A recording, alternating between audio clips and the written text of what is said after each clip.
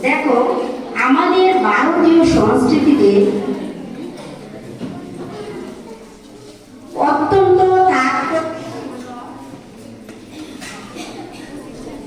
আমাদের ভারতীয় সংস্কৃতিতে সবচেয়ে বেশি তাৎপর্যপূর্ণ এবং অত্যন্ত আদরণীয়, শান্তিপ্রদ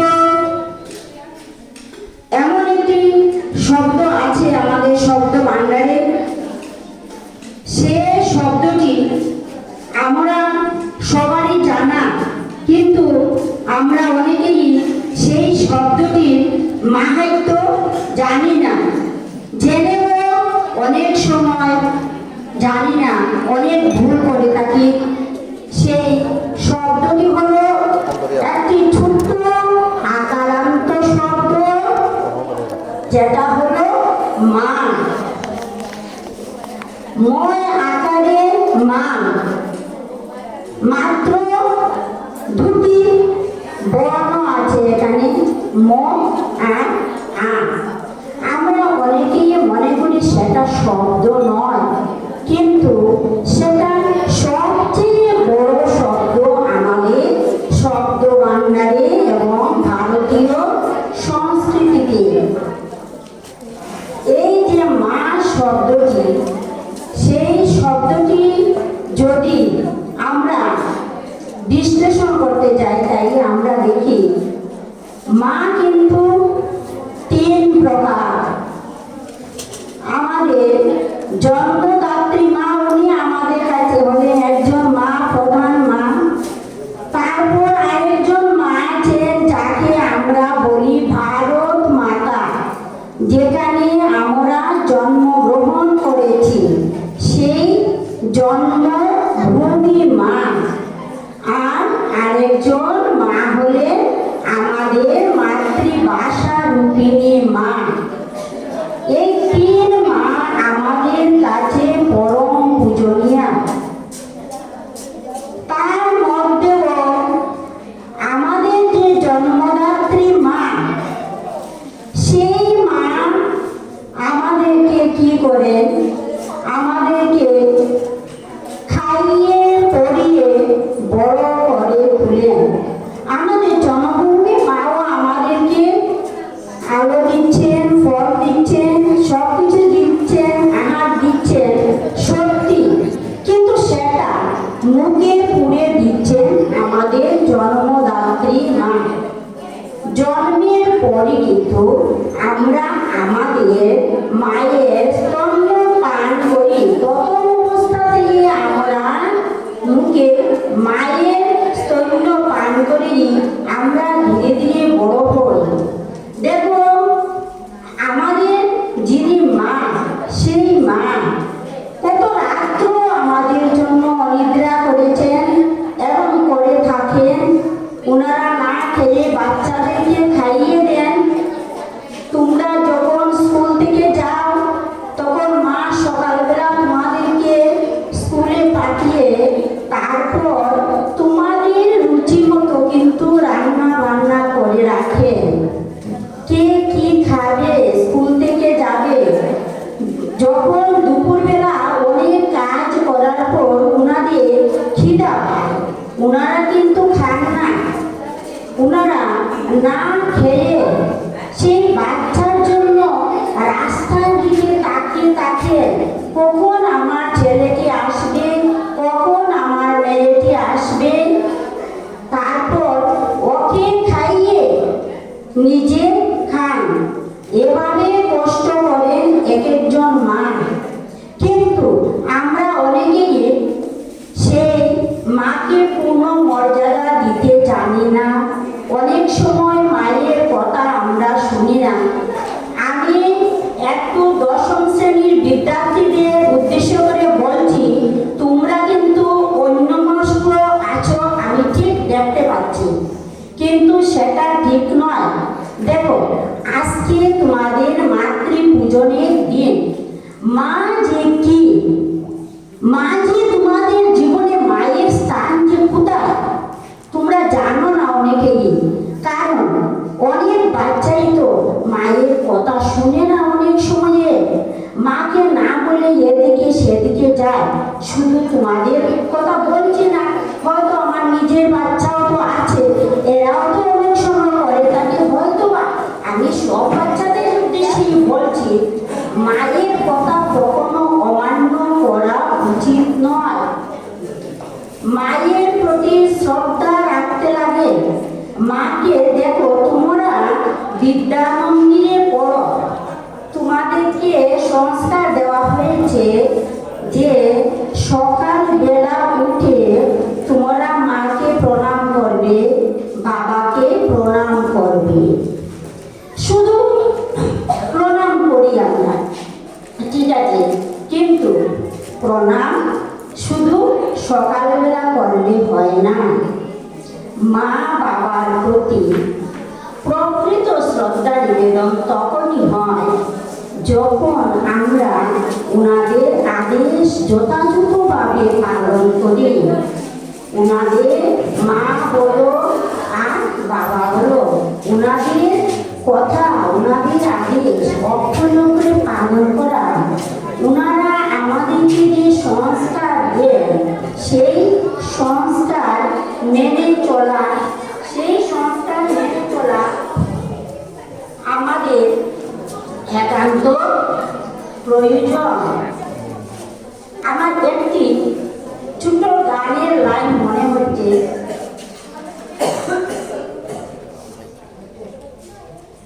যে গানটি কোন কবি লিখেছেন তা অবশ্য আমি ভুলে গেছি, কিন্তু একটি গান শুনেছিলাম একবার, যে মায়ের এক ফুটা দুধের ডিম শোধ হবে না কোনোদিন, দয়াবতী মায়াবিনী মা, মায়াবতী দরদিনী মা, আমার হাল মায়াবতী দরদিনী মা। যে এই দরদিনী মা, দরদিনী কথা কি? দরদিনী কথার অর্থ জানো তোমরা? কত দরদ, কত স্নেহ, কত মায়া মায়ের সন্তানের প্রতি। একটা সন্তান জীবনে বড় হবে, নিজের রক্ত দিয়ে সন্তানকে প্রতিপালন করে, আর যদি সেই সন্তান মায়ের কথা না শুনে তাহলে ওনারা ভীষণ দুঃখ পায়। আমরা যে আদর্শ মহাপুরুষদের জীবন যদি আমরা পাঠ করি তাহলে আমরা দেখতে পাই ওনারা কিন্তু মায়ের প্রতি অত্যন্ত শ্রদ্ধাশীল ছিলেন। যেমন তোমরা পণ্ডিত ঈশ্বরচন্দ্র বিদ্যাসাগরের কথা শুনেছ, গল্প পড়েছ, দেখেছ যে উনি কি করেছিলেন, মায়ের ডাকে উনি ব্রহ্মপুত্র নদ সাঁতরিয়ে পার হয়েছিলেন। সেই ঘূর ঝড়ের দিনে, ঝড়ঝাপটার দিনে শুধু ওনার মা ডেকেছেন, ওনাকে আসতেই হবে। ওই নদীর জলে উনি পাননি, আর মায়ের আশীর্বাদে উনি এত বড় ব্রহ্মপুত্র নদ পার হতে পেরেছিলেন। রাত্রির অন্ধকারে মায়ের কাছে উপস্থিত হয়েছিলেন। সেরকম শ্রদ্ধা থাকতে হবে মায়ের প্রতি, তবেই তো আমরা জীবনে এক একজন ভালো মানুষ, আদর্শ মানুষ রূপে নিজেকে গঠন করতে পারবো। মাকে অবহেলা করে বড় হয়েছেন, জীবনে প্রতিষ্ঠা লাভ করেছেন, সুখী হয়েছেন, এমন ব্যক্তি তোমরা উদাহরণ হয়তো খুঁজে পাবে না। আমার জীবনে অবশ্য আমি এখনো পাইনি। কারণ মা বাবাকে শ্রদ্ধা করা, ওদেরকে ভালোবাসা, ওদেরকে সম্মান দেওয়া আমাদের কর্তব্য। আমরা কি দেখি, অনেক রাত্র যায়, বাচ্চাকে বিছানা শী করে, যখন বাচ্চাকে শুকনো বিছানায় রেখে তোমাদের মা ছোটবেলা কি করেছেন, মা ভিজা বিছানায় শুয়ে দেখেছেন, রাত্রিবেলা অনেক রায় কেটেছেন, বসে দেখেছেন বাচ্চার পাশে, বাচ্চা অসুস্থ হলে। তাই আমাদের কি কর্তব্য, তোমরা মনে রাখবে, তোমাদের কর্তব্য আছে। মা অসুস্থ হলে মায়ের পাশে বসে থাকা, মাকে সেবা করা, শুশ্রূষা করা। তোমাদের কাছে মায়ের মূল্য আমি কি বলবো, তোমরা ভালো ভালো বই পড়লে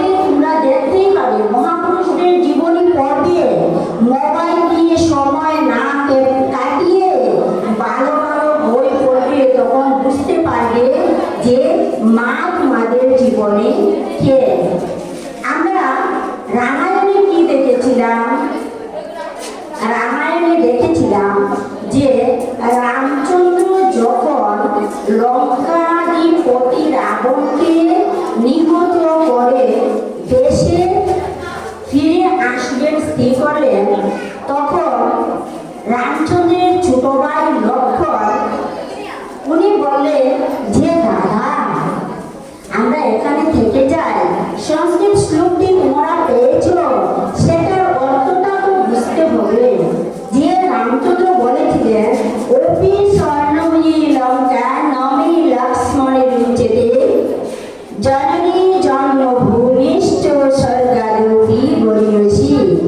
যে হে ভাই লক্ষ্মণ, দেখো লঙ্কা রাজ্য সোনার হতে পারে, সোনার লঙ্কা, কিন্তু আমার সেখানে কোনো রুচি নেই। সেই সোনার প্রতি তো আমাদের রুচি নেই।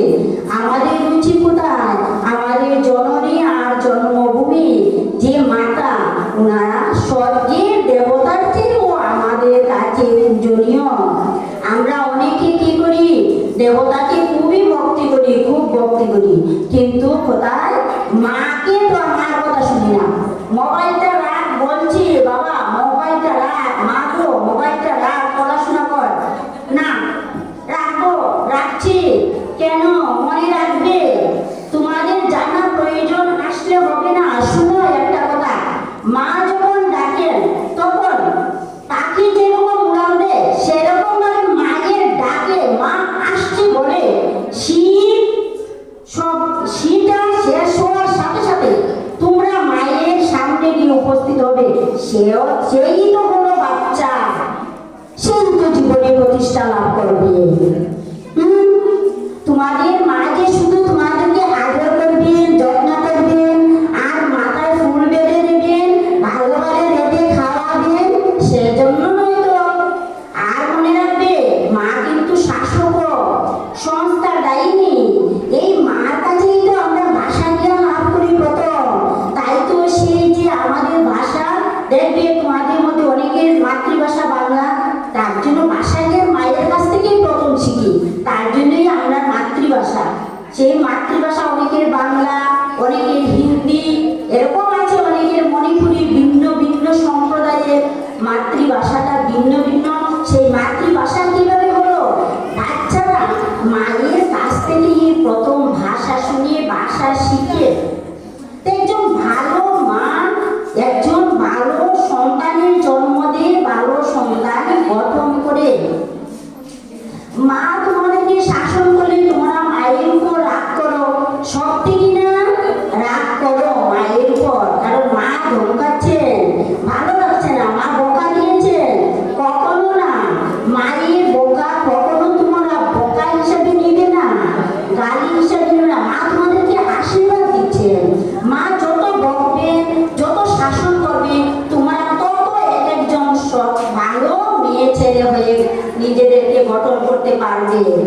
দেখেছো তোমরা মাটির বাসন তৈরি করা, বা তোমরা যখন মাটি দিয়ে কিছু বানাও, তোমরা তো হাতের কাজ করো, হস্তশিল্প করো, মাটি দিয়ে যখন কিছু বানাও, দেখেছো যে মাটিকে খুব ভালোভাবে তোমরা কি করবে? ফেলবে, ভালোভাবে আছাড় টাছাড় দিয়ে ওটা একটা পাত্র যখন বানাবে, বটি বানাও, লাউ বানাও, পেঁপে বানাও, বেগুন বানাও, সেটা ফাটবে না, রোদ্রে দিলে সেটা ফাটবে না, সেটা অত্যন্ত মসৃণ ভাবে হবে। তোমরা ওটা ফিনিশিং দিয়ে ওটাতে কালার করতে পারবে খুব সুন্দর করে।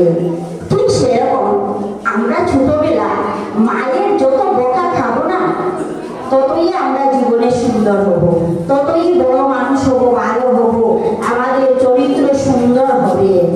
দেখো মা কি করে, আমি একটি গল্প বলছি, একটি বাচ্চা শুনলে তোমাদের হাসি পাবে, আবার ওর কাছ থেকে তোমাদের কিন্তু শিকার আছে, তোমরা শিখবে। শুনো, একটা গ্রামে একটা পরিবারে একটা বাচ্চা ছিল।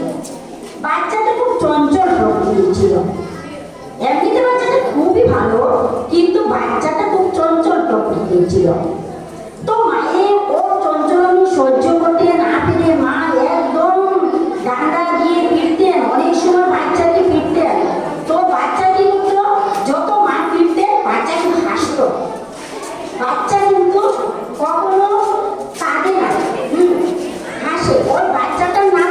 পেটু। তো পাড়া পড়োশি সবাই দেখে যে বাচ্চাটা মা যখন মারে সে শুধু হাসতে থাকে, ও তো শুধু হাসে। একদিন কি হয়েছে জানো, সে বাচ্চাটা না একদিন অনেক বড় হয়েছে, মা মেরেছেন, ধীরে ধীরে তো বাচ্চা বড় হচ্ছে।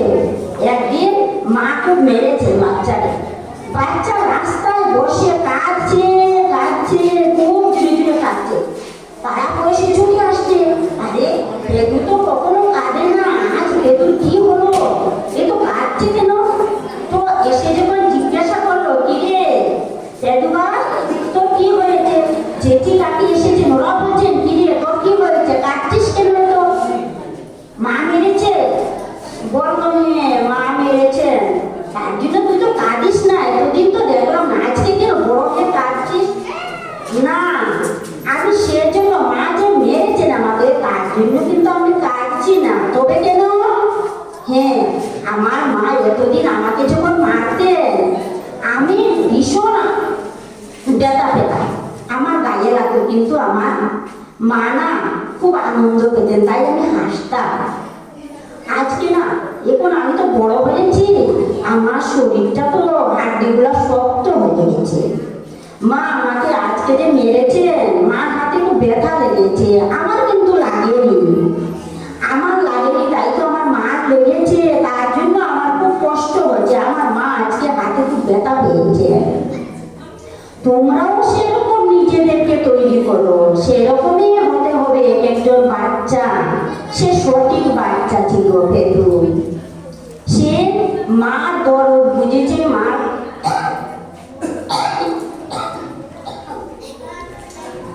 মার কষ্ট বুঝতে পেরেছে। এবং মায়েরাও দেখুন, আমরা যে বাচ্চাদেরকে শাসন করতে হয়, বাচ্চাকে সংস্কার দেন এক একজন মা।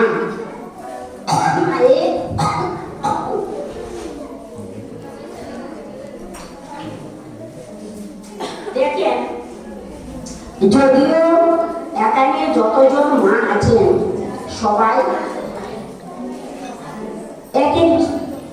একজন বা দুজন বাচ্চার মা। এখানে অনেক আছেন, শুনতে যদিও অনেকে খারাপ পেলেও আমি ঠিক বলতে চাচ্ছি ভবিষ্যতে মা হবো সবাই। যারা মা হয়নি তারা ভবিষ্যতে মা হবে। আমরা যারা মেয়ে আছি, আজকের মেয়ে কালকের মা।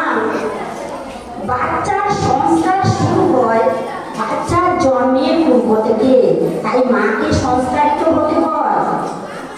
মা বাচ্চাকে ভালো করে সংস্কার দিতে হবে। আমরা বর্তমান যে পরিস্থিতি সেদিকে তাকালে আমরা কি দেখি, যে বর্তমান পরিস্থিতিতে বাচ্চারা যে আমাদের কথা শুনতে চায় না, তার জন্য অনেক জায়গায় কিন্তু আমরা নিজেরাও দায়ী। কারণ ওরা মোবাইল দেখছে, আমরা কিছু বলছি না, আমরা নিজেরাই মোবাইলে ফেসবুক খুলে দেখছি।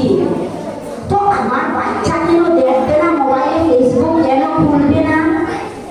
আমরা সন্ধ্যা হচ্ছে, আমরা সন্ধ্যার সময়ে ভারতীয় সংস্কার অনুযায়ী কি বলা হয়েছে, যে সন্ধ্যার সময়ে আমরা ঘরে থেকে উলুধ্বনি দেব, আমরা ঠাকুরকে প্রণাম করব।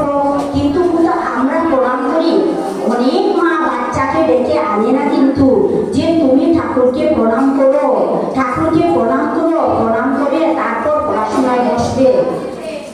বাচ্চাকে আমরা সঠিক সংস্কার দিতে হবে, ওদেরকে আচার আচরণ শেখাতে হবে। দেখুন আমরা কি করি, আমাদের এই দেহটা শুধু দেহ নয়, মন প্রাণ শরীর তিনটা মিলে গিয়ে আমরা তৈরি হয়েছি। আমরা যে একজন মানুষ, এই মানুষের মধ্যে আমাদের মন আছে, প্রাণ আছে, আমাদের দেহ আছে। একটা দেহের জন্য কি প্রয়োজন? ব্যায়ামের প্রয়োজন আছে, যোগাসনের প্রয়োজন আছে। তাই বাচ্চাদেরকে ভোরবেলা বিছানা থেকে উঠে ওদেরকে ব্যায়াম করানো প্রয়োজন, যে তোমরা ব্যায়াম করো। তারপর মনকে সুস্থ রাখার জন্য কিসের প্রয়োজন?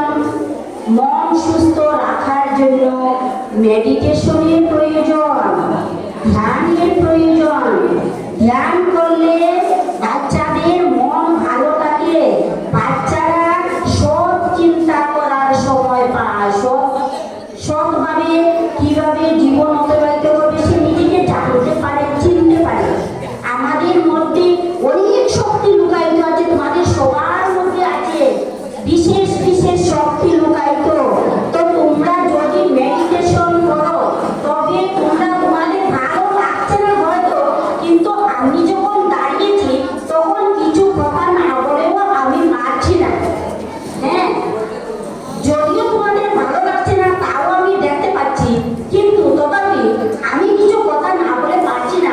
যে কথাগুলো তোমরা এখানে যদি 50 জন বাচ্চা থাকো এবং 10 জন 15 জন 20 জন অভিভাবিকাও থাকেন, তার মধ্যে একজন দুজন একটি দুটি বাচ্চাও যদি আমার কথাগুলো শুনে এবং নিজেকে সেভাবে গড়ে তুলতে পারে, সেই নীতিগুলো মেনে চলে, তবে কি সেখানেই আমার প্রাপ্তি এবং সেটাই আমার জীবনের মানে প্রাপ্য। আর বিজ্ঞান নিয়ে এসে আজকের কথা বলা সেটাই আমার সার্থকতা আমি মনে করি। দুই একজন বাচ্চা একটু মন দিয়ে শুনছে সত্যি কথা, কিন্তু বাকিরা শুনছে না। হ্যাঁ, তোমরা মেডিটেশন করো, তোমাদের মন ভালো হবে। কি করে বসতে হয়, কিভাবে কথা শুনতে হয় সেটাও তোমরা জানতে পারবে, বুঝতে পারবে। বাড়িতে মা বাবাকে শ্রদ্ধা করা শিখো, প্রথমে নিজেকে সম্মান দিতে শিখো। তুমি কে তোমাকে চিনো মেডিটেশন করে। মেডিটেশন করো, নিজের এই দূর ভুরুর উপরে যেখানে চন্দনের ফুটা দাও সেখানে তুমি একটি আলো চিন্তা করো, সেখানে আত্মার চিন্তা করো। নিজের মধ্যে কি শক্তি আছে সেটা আনো, তোমার মধ্যে পজিটিভিটি বাড়বে, তোমার নেগেটিভ চিন্তা সরে যাবে। কেন পারবে না? তোমরা সবাই একজন অনেক বড় বড় ভালো মানুষ হবে, তোমরা সমাজের উপকার করবে তোমরা একদিন। কিন্তু তোমরা নিজেদেরকে তৈরি করতে হবে, মন প্রাণ শরীর ভালো রাখো। প্রাণের জন্য আমরা প্রাণায়াম করতে লাগবো এবং সমাজকে যদি সুন্দর করে গঠন করতে হয় তাহলে আমাদেরকে সংগঠন করতে হবে। মনে রেখো এই কথাগুলো মনে রেখো তোমরা। সমাজ সুন্দর করতে হলে আমরা সামাজিক জীব, আমরা সমাজ ছাড়া বাঁচতে পারবো না, থাকতে পারবো না, একা থাকতে পারবে না। তাই সমাজের জন্য সংগঠনের প্রয়োজন। আমরা কি করি দেখো, আমরা বেশি পরিবারে কি দেখছি, হয়তো একটা বাচ্চা বা দুটো বাচ্চা, বেশি 3টা বাচ্চা, কোনো পরিবার কম আছে। সেটাই আমাদের প্রথম ভুল। সেটা ভুল কেন? কারণ বাচ্চারা একটু নিজেদের মধ্যে খেলাধুলাও করবে, ওরা জানতে পারবে, বুঝতে পারবে যে সবাই আমাদের।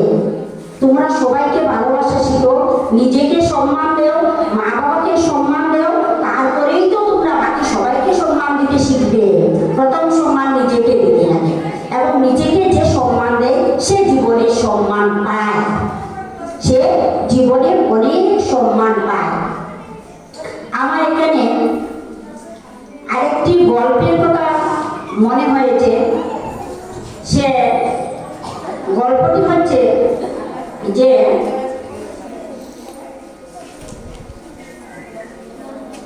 আচ্ছা, গল্পটি পরে বলবো, আমার ঠিক মনে হয়েও চলে গেছে, গল্পটি ঠিক বলতে পারছি না। হ্যাঁ, মনে হয়েছে। আমরা কি করি বাচ্চাদেরকে, আমি অভিভাবিকাদেরকে উদ্দেশ্যে বলছি, খারাপ পাবেন না আমার কথা। আজকাল না বেশিরভাগ পরিবারে বাচ্চাদেরকে আমরা তৈরি করি ছোটবেলা থেকে কিভাবে জানেন? পড়াশোনা করো, একটু খেলাধুলা করো, ঠিক আছে, ঘরে আসতে করে অতিথি। এই যে প্রধান আচার্য মহাশয়া বলেছিলেন যে ভারতীয় সংস্কৃতিতে আছে অতিথি দেব ভব, মাতৃদেবী ভব, পিতৃদেব ভব, আচার্য দেব ভব। তারপর আরেকটি কথা আছে আমাদের শাস্ত্রে, গীতা শ্রীকৃষ্ণ বলেছেন বসুদেব কুটুম্বকম। সবাইকে, আমরা পৃথিবীর সবাইকে ভালোবাসা শিখতে হবে। আমরা কি করি, অতিথি আসলে পরে বাচ্চাকে কিন্তু সামনে আনি না। সত্যি আমরা বাচ্চাকে খুব কম সময় আনি, কিন্তু অনেক বাচ্চা দেখবেন অতিথি বের হয়েছে, কেউ এসে ডাকছে, ও মা ডাকছে। হ্যাঁ,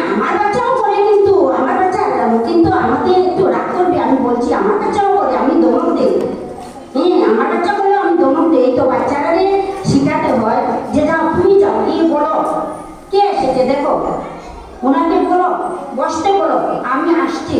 কেন তোমরা বলবে না? করো না তোমরা এভাবে, মাকে ডাকো না? না, নিজে যেতে হবে তো। কে এসেছে আমার ঘরে দেখি? কে এসেছে? আপনি কোথা থেকে এসেছেন? আপনি কে? ঠিক আছে, মা আসছেন, আসুন, বসুন। এভাবে অতিথি আপ্যায়ন শেখাতে হবে বাচ্চাদেরকে। হ্যাঁ, আর পড়ো পড়ো বলে শুধু পড়ো পড়ো পড়ো। জন্মদিন পালন করছি, আমরা বলছি কি কেক কাটো। তোমরা কিন্তু সরস্বতী বিদ্যা মন্দিরের ছাত্র হয়ে অনেকে কেক কাটো, সেটাও আমি খবর জানি। কেক যে আমরা কাটি আর বাতি নিবাই, তার মানে ওর কি আয়ুটা এখানে শেষ নাকি? হ্যাঁ, ওর যে বাতি নিবালা, ওর তো বাতি জ্বালিয়ে ওর ভবিষ্যৎ উজ্জ্বল করে তুলবো আমরা। ওকে দিয়ে বাতি জ্বালাবো। ওর 25 বছরে পড়েছে, 16 বছরে পড়েছে, 16টা বাতি জ্বালাবে, 16টা বাতি জ্বালাবে। আমরা কি করতে লাগবো? মহামৃত্যুঞ্জয় মন্ত্র জপ করতে লাগবো। তারপর আরো মন্ত্র পূজা মন্ত্র সবকিছু আমরা আধ্যাত্মিকভাবে ওই জন্মদিনগুলো পালন করা শিখতে হবে। ওই জন্মদিন পালনটাও কিছুটা এসেছে কিন্তু পাশ্চাত্য সংস্কৃতি থেকে। কিন্তু আমরা কি আমরা করবো? বিবেকানন্দ বলেছিলেন যে ইংরেজি শিখবে, ইংরেজি ভাষা শিখো, ইংরেজি আচরণ শিখো না, কিন্তু ইংরাজ হইবে না। ইংরেজি শিখো, ইংরাজ হয়ে না। ভারতের ইংরেজি শিখেই তো ইংরেজদেরকে বিতাড়িত করতে পেরেছিল, তার জন্য ইংরেজি তো শিখতে হবে। ইংরেজি তো ইন্টারন্যাশনাল ভাষা। ইংরেজি যে কালচার, সংস্কৃতি যেটা, সেটা আমরা শিখা ঠিক নয়। দেখেন, ঠাম্মা আছেন বলে ঠাম্মাকে ঠাম্মা নিজে, জেঠু নিজে, পিসি নিজে, এই জিনিসটা বাচ্চাদের মনে কিন্তু জাগিয়ে দিতে হয়। অনেক বাচ্চারা কিন্তু বুঝে আমার মা আমার বাবা, ঠাম্মাকেও বুঝা অনেকে মনে করে।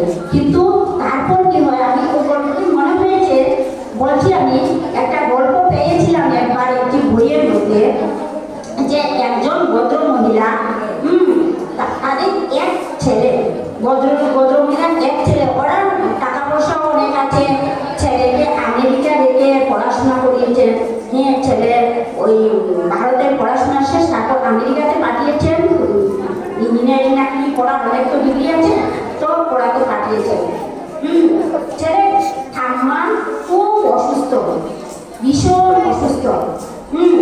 ওরা ফোন করলে ছেলেকে বলছেন ঠাম্মা অসুস্থ, তো তোমাকে আসতে হবে না, তোমাকে তো পরীক্ষা দিতে হবে, তোমাকে পড়তে হবে, মধ্যে তুমি এখানে বাড়িতে আসলে। ছেলে বলেছে যে আমি ঠাম্মাকে দেখতে আসবো না। না, তুমি আসবে না, এসে লাভ নেই, তুমি ওইখানে থাকো, পড়াশোনা করো। তারপর ঠাম্মা মারা গেলেন, তাও ছেলেকে আসতে দেরি, ওরা বললো পড়াশোনা করো, রেজাল্ট ভালো করতে হবে। কিছুদিন পর দেখা গেল কি ছেলের বাবা ভীষণ অসুস্থ। ছেলেকে মা ফোন করলেন যে বাবা, তোমার বাবা খুব অসুস্থ, তুমি আসো, তাড়াতাড়ি আসো। ছেলে বললো কেন মা? আমার তো পড়া আছে, আমাকে যে রেজাল্ট করতে হবে। আসলো না ছেলে, বাবা মারা গেলেন। তারপরে সার্ধে পর্যন্ত ছেলে আসলো না। ওই যে শিক্ষা পেয়েছে, শুধু রেজাল্ট চাই, রেজাল্ট চাই। আর আমরা ফরেন যেতে চাই, যদি আমরা বিদেশে যেতে পারি তবেই তো প্রকৃত মানুষ না। কিন্তু না, টাকার কুমির বানিয়ে লাভ নেই ছেলে মেয়েকে। ওদেরকে সংস্কার দিতে হবে। টাকা বড় জিনিস নয়, আদর্শ বড় জিনিস। একটি গাছ যখন আমরা রোপণ করি, সেই গাছটা কি করি আমরা, ওকে যত্ন করে বড় করি। একটা বাচ্চাকে যেভাবে যত্ন করে বড় করি, একটা গাছকেও তো সেভাবে বড় করি। আজকে একটা চারা গাছ যখন আমরা রোপণ করি, তারপর আমাদের যতই ওই চারা গাছ বড় হয়, ভবিষ্যতে ওই গাছটা তো কত বড় একটা মহাবৃক্ষে পরিণত হয়, বনস্পতি হয়। ওই গাছে ফল ধরে, ফুল ধরে, সমাজে সবাই পায়, আমাদের বাচ্চারাও খায়। ওই গাছের ছায়াতে কত পথিক বসে।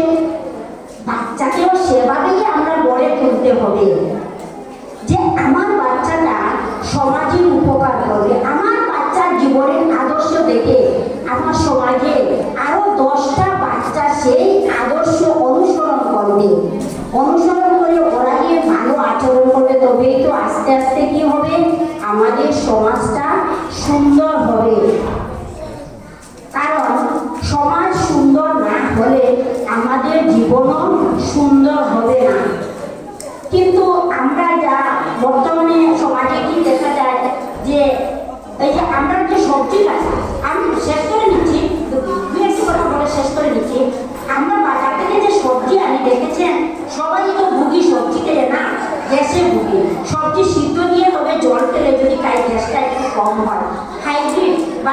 গেলেই দেখবেন হাইব্রিড ফুলকপি আজকে ফুল কাটে তো বড় 3 কেজি ওজনের হয়ে গেছে।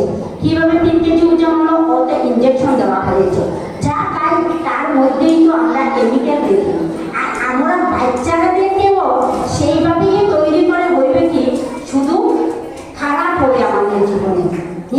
তো বাচ্চাদেরকেও কেমিক্যাল সার না দিয়ে, তার মানে আমরা বিদেশি সংস্কৃতি না শিখে আর শুধু পড়া না করে আমরা গোবর সার দিতে হবে। সবজিতে গোবর সার দিলে ওই সবজি খেলে যেরকম ভাবে কোনো ক্ষতি হয় না, ভালোই হয়, ঠিক সেভাবে বাচ্চাকে যদি আমরা আমাদের স্বদেশি আচরণ দিয়ে বড় করি, সংস্কৃতির সঠিক সংস্কৃতি দিয়ে যদি আদর্শ পথে আমরা নিতে পারি, তবে আমাদের জীবনেও শান্তি আসবে আর ওদের জীবনও শান্তিপূর্ণ হবে। আর তোমরা বাচ্চারা মনে রাখবে, যেমন মা পূজনীয়া তেমন বাবাও পূজনীয়া। কারণ মাকে প্রতি ক্ষেত্রে সাহায্যের হাত কে বাড়িয়ে দেন? আমাদের বাবা। তাই বাবা এবং মা দুজনেই আমাদের কাছে শ্রদ্ধার পাত্র। দুজনকে আমরা মেনে চলতে হবে, দুজনকে সম্মান দিতে হবে, ওদেরকে সেবা শুশ্রূষা করতে হবে। আজকাল বৃদ্ধাশ্রম, কত বৃদ্ধাশ্রম হয়েছে, ছেলে মাকে দেখার সময় নেই, বাবাকে দেখার সময় নেই, তার জন্য বৃদ্ধাশ্রম জায়গায় জায়গায় শুধু বৃদ্ধাশ্রমের সংখ্যা বাড়ছে। আর আগে ছেলেরা যত চাকরি করুক বা যাই করুক, সমস্ত দিন পরিশ্রম করেও এসে বলছে, ও মা তুমি ভালো, ও মা শরীরে কি করছে, মা ঠিক আছে তোমার শরীর? আজকাল বাচ্চা সে কথা জিজ্ঞেস করার সময় পায় না। সেটা মানে কি আমরা ওদেরকে সঠিক সংস্কৃতি দিতে পারছি না। সঠিক সংস্কার যদি দিতে পারি, তাহলে বাচ্চার মতোই হবে, আমাদের সমাজও সুন্দর হবে।